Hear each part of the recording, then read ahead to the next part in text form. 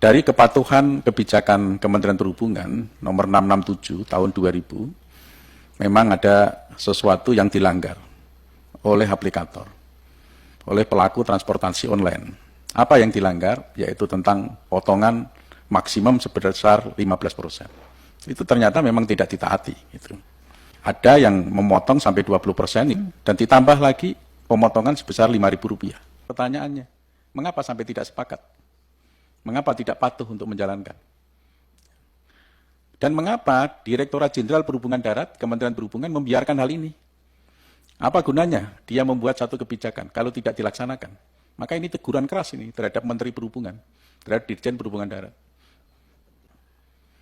Jadi saya minta Dirjen Perhubungan Darat juga melakukan teguran.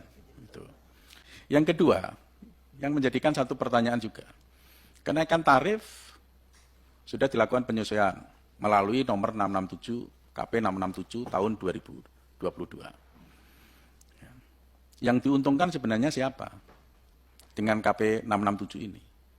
Apakah yang diuntungkan adalah mitra pengemudi ataukah yang diuntungkan aplikator? Yang teriak-teriak di jalan memperjuangkan nasibnya, mempertaruhkan nyawanya di jalan demi kebutuhan anak dan istrinya yang di rumah. Itu sampai dia dalam kondisi yang sulit perekonomian, sehingga dia nuntut sampai turun di jalan, kemudian direspon oleh pemerintah, dilakukan penyesuaian tarif, tetapi mereka tidak menikmati kenaikan tarif itu. Yang menikmati kenaikan tarif itu adalah aplikator. Pengemudi masih teriak terus, karena pemotongan aplikasi itu sangat tinggi. Saya tidak ingin masyarakat kami, rakyat kami, dieksploitasi sedemikian rupa, karena dengan keterbatasan sumber daya manusianya, dengan keterbatasan lapangan pekerjaan, dengan keterbatasan perekonomian, keterbatasan pengetahuannya,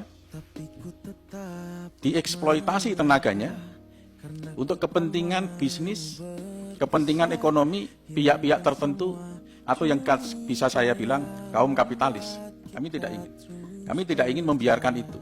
Rakyat kami harus kami lindungi. Di tahun 2016,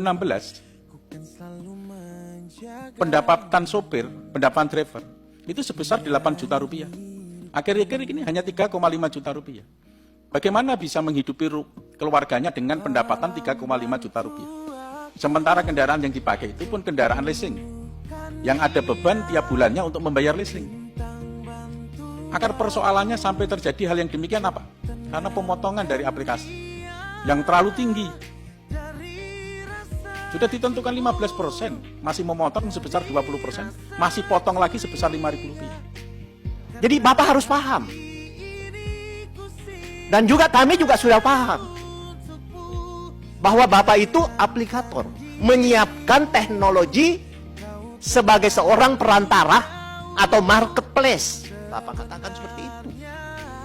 Kalau lebih kasar saya katakan, ya Pak Comblang gitu loh. Oleh karena itu saya menginginkan jangan lagi ada yang tidak mematuhi aturan ini.